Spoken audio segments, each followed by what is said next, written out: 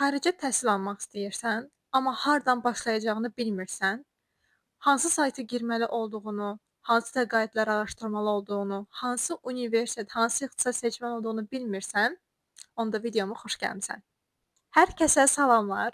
Kanalımın ikinci videosuna xoş gəlmisiniz. Nəyə görə bunu deyəndə gülürəm? Çünki artıq özümü həmişə izlədiyim youtuberlar kimi hiss etməyə başladım. Klassik kanalıma xoş gəlmisiniz sözü ilə. Amma bu gün həqiqətən özümün də sizlər üçün faydalı ola biləcəyini düşündüyüm bir video çəkirəm. Başlıqdan da gördüyünüz kimi, xaricdə təhsil almaq istəyən tələbələr üçün əsas izlənməli olan 5 yol, 5 metod haqqında danışacağam. Təbii ki, mən digər videoda dediyim kimi professional bir şəxs deyiləm bu barədə, çünki xarici təhsil mütəxəssisi də deyiləm. Sadəcə özüm bu yollardan keçmişəm və mənə görə doğru gələn ən əsas 5 metod nə olardı, onları sizlərə demək istəyirəm. Elə isə gəlin keçək videoya. Təbii ki, deyəcəklərimi öncədən sıralamışam, notlarımı götürmüşəm, bilmirəm hal-hazırda orada görünür. Əsas 5 yolu qeyd etmişəm. Bu 5 yol təbii ki, sizlər üçün çox da uğurlu 5 metod sayılmaya bilər. Bilmirəm, çünki sadəcə dediyim kimi özüm hansı yollardan keçmişəmsə, onları izah eləyəcəm. Əsas addımlardan biri mənim fikrimcə, birinci növbədə ixtisas seçimi ilə bağlıdır. Ki, əslində bu video biraz magistratura təhsili istəyən tələbələr üçündür, amma bakalavrda xarici təhsillə bağlı tam məlumat verə biləcəyimi düşünmürəm. Çünki bu barədə özüm hansısa bir yollardan keçməmişəm, ona görə səhv məlumat da vermək istəmirəm. Amma bakalavr və magistratura üçün kəsinliklə deyə bilərəm ki, ixtisas seçimi çox vacibdir.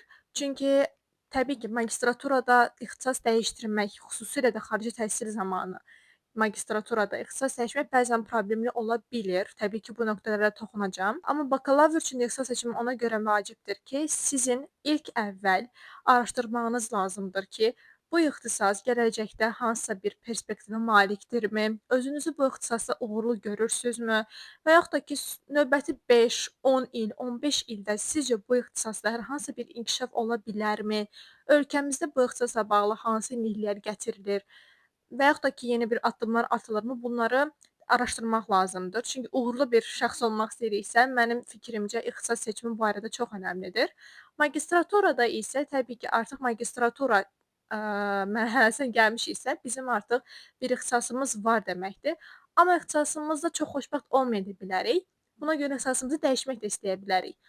Təbii ki, bu mümkündür, amma xarici təhsil zamanı əksərən bu problemlər ortaya çıxa bilir. Nə hansı problemlər ola bilər? Bəzən intervyu, müsahibə mərhələsində ixtisasınızı niyə dəyişdiyinizlə bağlı sizi sıxışdıra bilərlər. Çox ciddi suallar verə bilərlər və bəzən buna görə sırf imtina da ala bilərsiniz.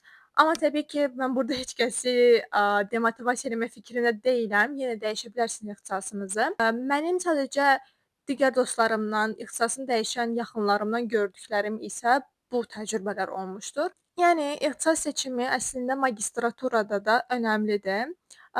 Yəni əgər xoşbəxt deyilsinizsə ixtisasınızda və yaxud da ki, ixtisasınızda hər hansı bir yönümü dəyişdirmək istəyirsinizsə də, məncə bunu daha gözəl bir şəkildə araşdırıb ixtisasınızın başqa hansı qolları var, onu araşdıra bilərsiniz. Çünki həqiqətən ixtisasdan çox ixtisas var. Mən sizə bunu əminliklə deyə bilərəm. Məsələn, mən özüm kənd təsərrüfatı tələbəsi olmuşam və aqronomluq üzrə oxumuşam və bu ixtisası oxuyanda və mən araşdırırdım ki, həqiqətən müxtəlif ixtisas qolları var idi bu sahə ilə əlaqədar. Ona görə də yəni sizə də tövsiyə edə bilərəm ki, ixtisasınızı tam dəyişmək deyil də, onun daha maraqlı qollarını araşdıra bilərsiniz. Çünki əksərən tələbələr sırf xarici təhsil olsun deyə təəssüf ki, istəmədikləri ixtisaslarda oxuya bilirlər və vaxtlarını itirirlər. İş tapsalar belə, işdə xoşbəxt olmaya bilərlər. Təbii ki, bu da məncə neqativ bir haldır. İxtisas seçimində bir də digər məsələlərdən biri odur ki, okey, ixtisasınızla razısınız və hər şey əladır, ixtisasınızı seçmisiniz.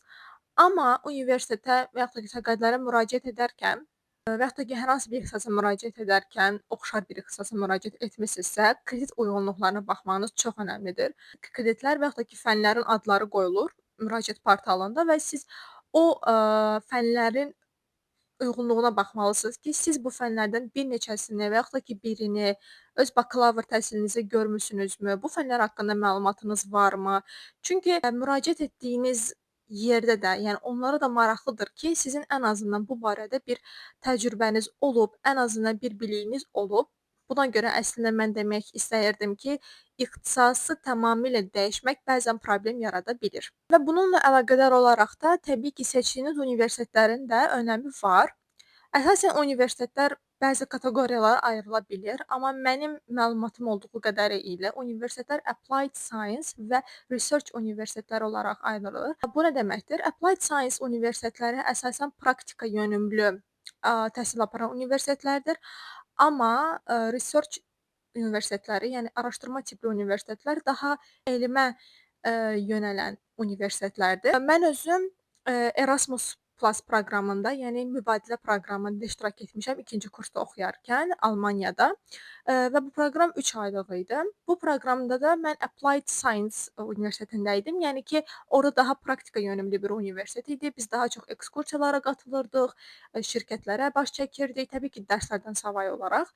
Yəni demək istədiyim odur ki, bəzən bunun da önəmi ola bilir. İxtisasınızdan və sizin maraq dairənizdən asılı olaraq universitetin tipinə də, yəni kateqoriyasına da diqqət etməyiniz məncə önəmlidir. İkinci ən önəmli izləməli olduğumuz yol isə ölkə və şəhər seçimidir. Təbii ki, bəlkə də bu dediyimi hər yerdə eşitmisiniz, amma mən də yəni bu metodu, bu metod deməyim, yolu doğrulayan şəxslərdən biri olaraq demək istəyirəm ki, bu da çox önəmlidir. Ölkə və şəhər seçimi ilk növbədə nəyə görə önəmlidir? Ölkədən başlayaq. Çünki bəzən seçdiyiniz ixtisas və yaxud da ki, sizin arzularınız, məqsədləriniz ölkəyə görə dəyişə bilər. Bəzi ölkələrdə istədiyiniz ixtisas tam da inkişaf etməmiş ola bilər, həmin ixtisasa maliyyə ayrılmamış ola bilər. Bəzi ölkələrdə isə sizin istədiyiniz ixtisas tam olaraq həmin ölkənin inkişaf etdiyi, həmin ölkənin yeni investisiyalar qoyduğu bir ixtisas ola bilər, bir layihə ola bilər, bir proyekt ola bilər.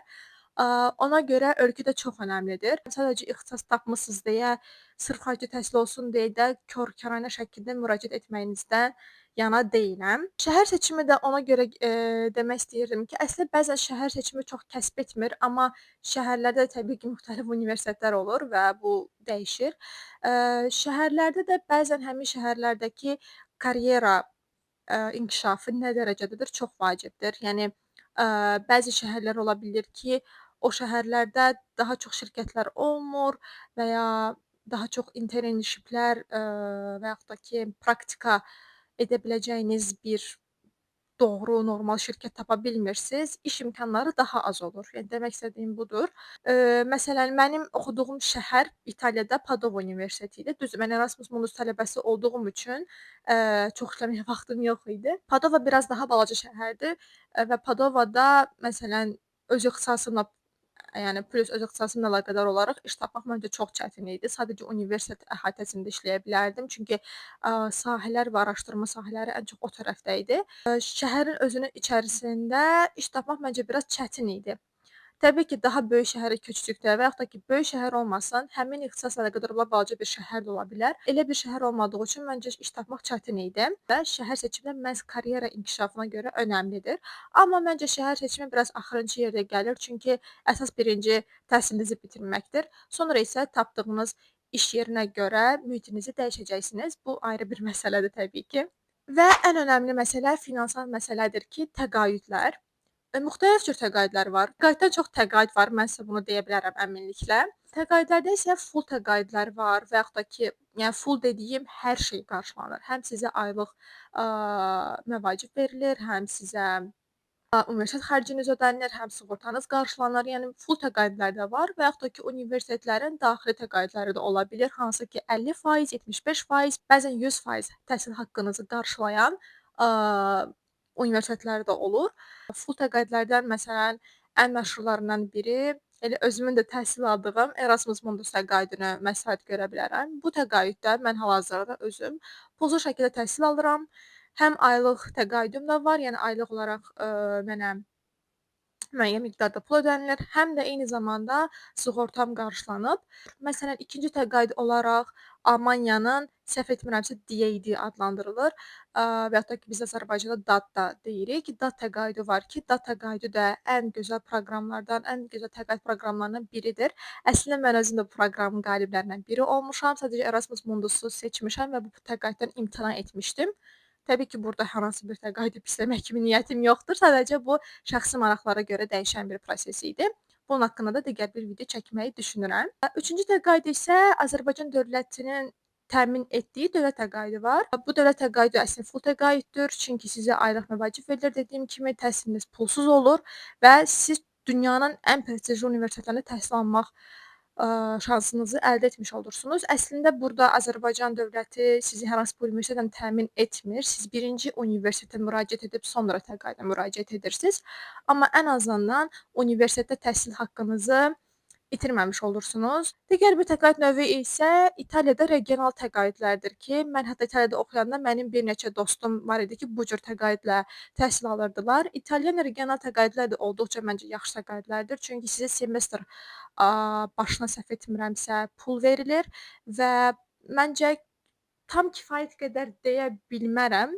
Çünki pulu mən almamışam, amma onu deyə bilərəm ki, o da çox gözəl təqaüdlərdən biridir. Və bu qədər hər şeyi sadaladım.